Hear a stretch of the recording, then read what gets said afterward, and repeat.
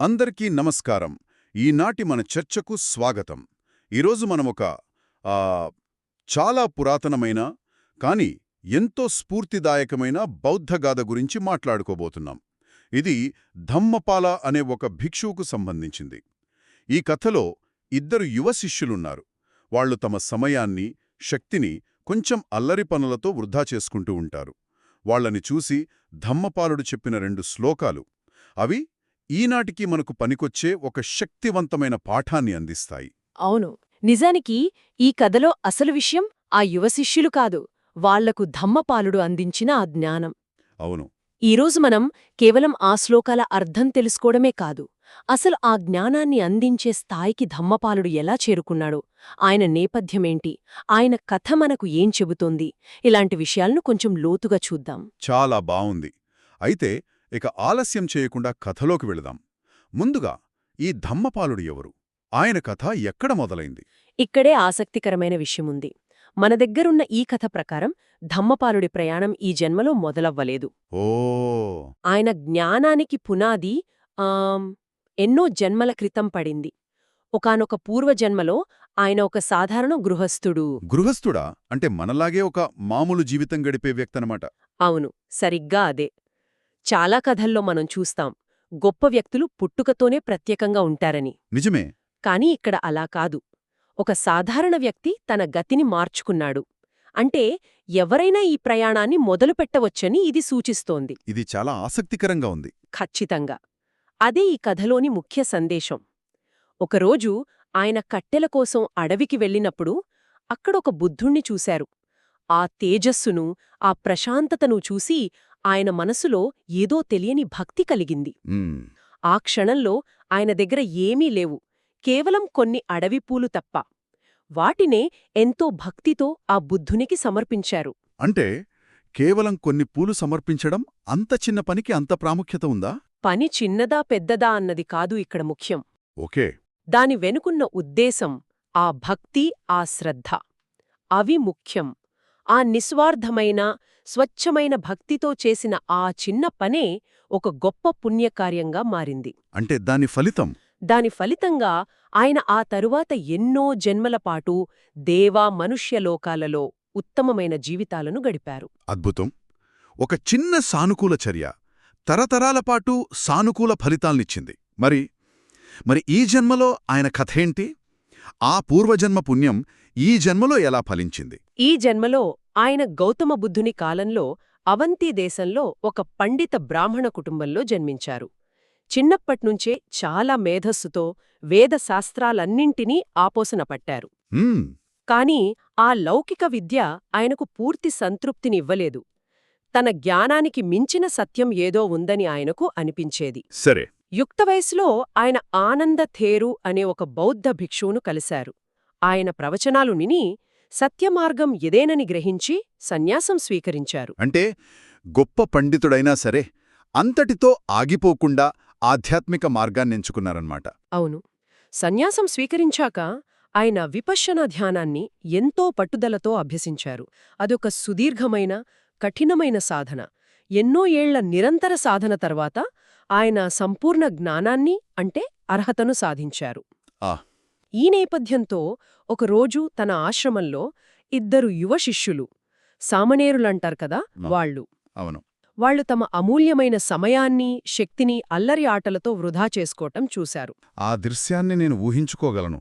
ఎంతో శక్తి, సామర్థ్యాలున్న యువత వాటిని సరైన మార్గంలో పెట్టకుండా వృధా చేసుకోవడం. బహుశా వాళ్లలో తన యవ్వనాన్ని చూసుకున్నారేమో. బహుశా వారిని చూసి జాలితో వారికి జీవితం యొక్క ప్రాముఖ్యతను, జాగరూకత యొక్క అవసరాన్ని బోధించాలని నిర్ణయించుకున్నారు. అప్పుడు చెప్పినవే ఈ 2 శ్లోకాలు. ఇక్కడే అసలు విషయం చాలా ఆసక్తికరంగా మారుతుంది. అవును. ఆ మొదటి శ్లోకం 203 ఇలా చెబుతోంది: ఏ యువ భిక్షువు బుద్ధుని బోధనలకు అంకితమవుతాడో అతడు నిద్రపోతున్న వారిలో మేల్కొని ఉన్నవాడు. అతని జీవితం సఫలమైనది. ఈ నిద్రపోతున్న వారిలో మేల్కొని ఉన్నవాడు అనే పోలిక అద్భుతంగా ఉంది. నిజమే. ఆ పోలిక నన్ను కూడా చాలా ఆకట్టుకుంది. ఎందుకంటే మనం రోజూ ఎన్నో పనులు ఆటో పైలట్గా చేస్తుంటాం. అవును. డ్రైవింగ్, తినటం, కొన్నిసార్లు ఆఫీస్ పనులు కూడా. ఖచ్చితంగా. మనలో చాలామంది నిజంగానే జీవితాన్ని ఒక రకమైన నిద్రలో గడుపుతున్నారేమో. ఆ నిద్ర అనేది కేవలం శారీరక నిద్ర కాదు, అది అజ్ఞానానికి, స్పృహ లేకుండా యాంత్రికంగా జీవించడానికి ఒక ప్రతీక. అంటే కోరికలు, ద్వేషం, వ్యామోహం అనే మత్తులో ఉండి జీవితంలో ఏం జరుగుతోందో, మనం ఎటు వెళ్తున్నామో కూడా పట్టించుకోకుండా గడిపేయడమే నిజమైన నిద్ర. ఓ మొదటి శ్లోకంలోని సారాంశం ఏమిటంటే, యోహవే దహరో భిక్ఖు యుంజతి బుద్ధ శాసనే. అంటే ఏ యువ సన్యాసి అయితే బుద్ధుని మార్గానికి కట్టుబడి ఉంటాడో. ఇక్కడ యువ అనే పదంపై దృష్టి పెట్టడం ముఖ్యం. ఎందుకు? ఎందుకంటే యవ్వనంలో ఉండే శక్తి రెండు వైపులా పదునున్న కత్తిలాంటిది. దాన్ని సరిగ్గా ఉపయోగించుకుంటే అద్భుతాలు చేయవచ్చు, లేదంటే అది మనల్నే నాశనం చేస్తుంది. సరిగ్గా అదే. ఇది నాకు కాలేజీ రోజుల్ని గుర్తుచేస్తుంది. అప్పుడున్న శక్తితో కొండనైనా పిండి చెయ్యొచ్చు అనిపించేది. కానీ ఎక్కువ సమయం క్యాంటీన్లో కూర్చుని కబుర్లు చెప్పడానికే సరిపోయేది. అదే కదా, ఆ యువ శిష్యులు కూడా అంతే. ధమ్మపాలుడు చెప్పేదేమిటంటే, ఆ శక్తిని సరైన మార్గంలో పెట్టిన యువకుడు అజ్ఞానం అనే నిద్రలో ఉన్న ప్రపంచంలో ఒక్కడే మేల్కొని ఉన్నవాడితో సమానం. శ్లోకంలో చెప్పినట్టు జాగరో సహీ సుత్తేసు అంటే నిద్రించేవారిలో అతడు మేల్కొని ఉన్నాడు. మరి దాని ఫలితం? అలా మేల్కొని ఉండటం వల్ల ఏం జరుగుతుంది? దాని ఫలితమే చివరి పాదం, అమోఘం తస్య జీవితం. అమోఘం తస్య జీవితం అంటే అతని జీవితం వ్యర్థం కాదు, ఫలవంతమైనది. అమోఘం అంటే విఫలం కానిది, సఫలమైనది. స్పృహతో ధర్మమార్గంలో గడిపిన జీవితం ఎప్పటికీ వృధా కాదు, అది సార్థకమవుతుంది అని దీని భావం. అంటే యువత తమ శక్తిని సరైన మార్గంలో పెట్టాలనే సందేశం స్పష్టంగా ఉంది. కాని సరైన మార్గమంటే ఏమిటి? కేవలం మేల్కొని ఉండు అని చెబితే సరిపోదు కదా, అది కొంచెం అస్పష్టంగా అనిపిస్తుంది. ఆచరణలో ఏం చేయాలో కూడా ఏమైనా సూచన ఉందా? అద్భుతమైన ప్రశ్న. మొదటి శ్లోకం లక్ష్యాన్ని చూపిస్తే, అంటే మేల్కుని ఉండాలి అని చెబితే, రెండో శ్లోకం ఆ లక్ష్యాన్ని చేరే మార్గాన్ని, ఒక ఆచరణాత్మక ప్రణాళికను చూపిస్తుంది. సరే. రెండో శ్లోకం 204 ఇలా చెబుతోంది, అందువల్ల బుద్ధిమంతులు బుద్ధుని బోధనను స్మరించుకుంటూ విశ్వాసం, శీలం, ప్రసన్నత మరియు ధర్మదర్శనం పట్ల పట్టుదలతో ఉండాలి. ఓకే, ఇదొక జాబితాలాగా ఉంది. విశ్వాసం, శీలం, ప్రసన్నత, ధర్మదర్శనం, ఇవి 4 మెట్లులాంటివా? మెట్లకన్నా దీనిని ఒక స్వీయ వృద్ధి చక్రం, అంటే ఒక సెల్ఫ్ రీఎన్ఫోర్సింగ్ సైకిల్ లాగా, ఒక ఆధ్యాత్మిక ఫ్లైవీల్లాగానా? సరిగ్గా అదే పదం. ఒక ఆధ్యాత్మిక ఫ్లైవీల్లాగా ఊహించుకుంటే ఇంకా బాగా అర్థమవుతుంది.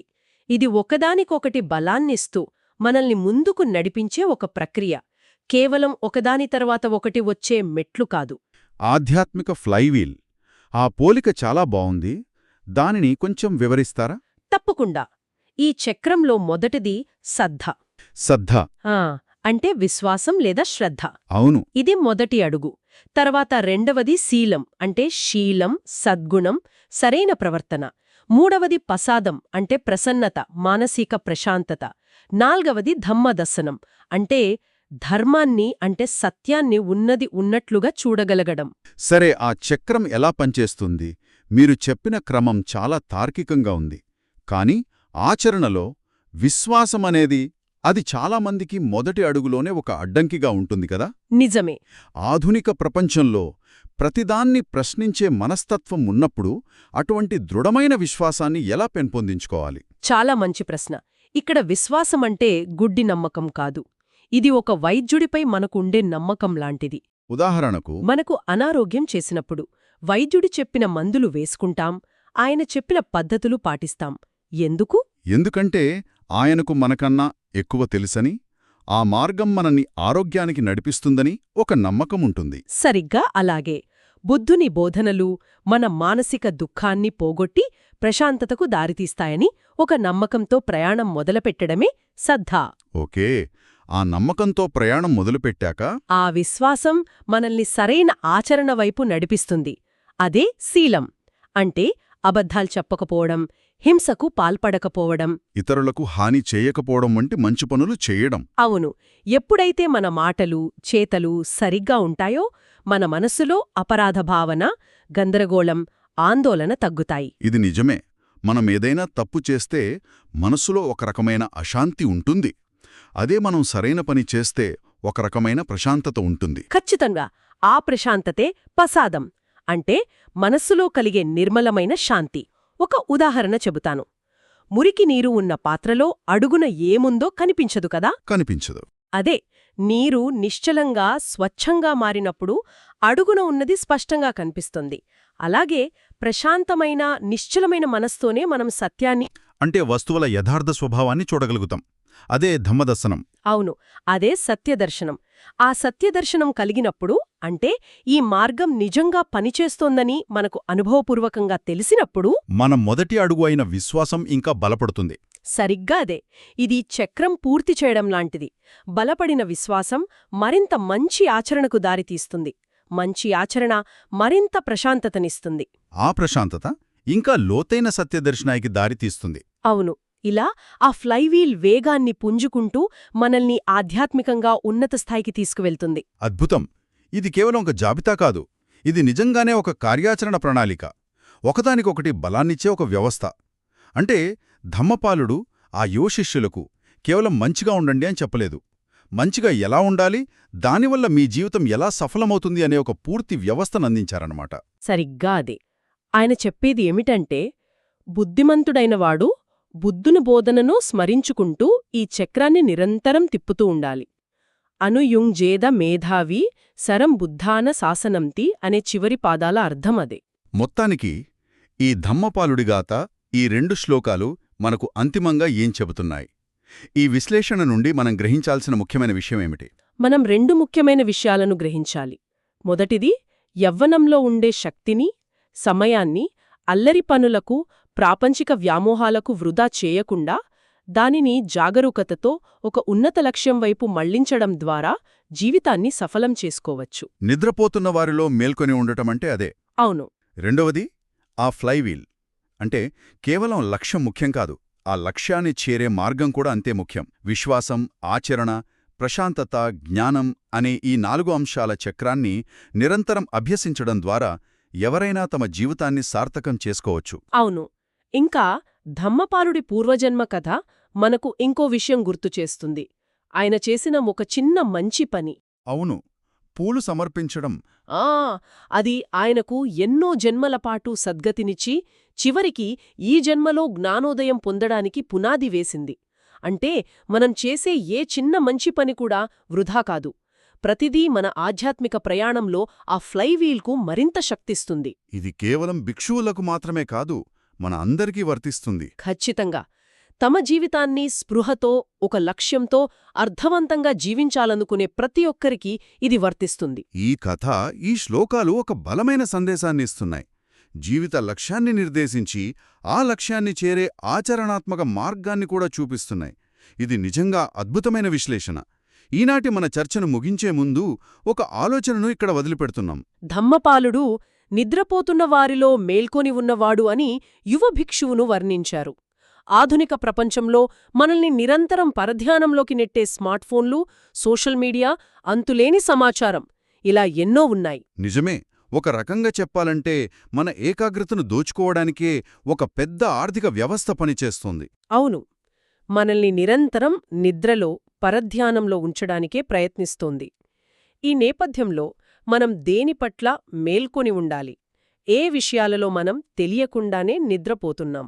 అన్నింటికన్నా ముఖ్యంగా మనల్ని నిద్రపుచ్చడానికి ప్రయత్నిస్తున్న ఈ ప్రపంచంలో స్పృహతో మేల్కొని ఉండటానికి మనం ఎలా పోరాడాలి? ఈ విషయంపై శ్రోతలు ఆలోచించుకోవచ్చు.